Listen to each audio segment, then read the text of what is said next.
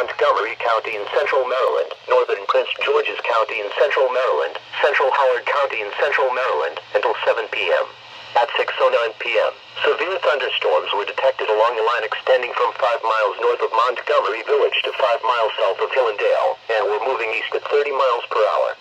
This line of storms is capable of producing hail up to the size of quarters.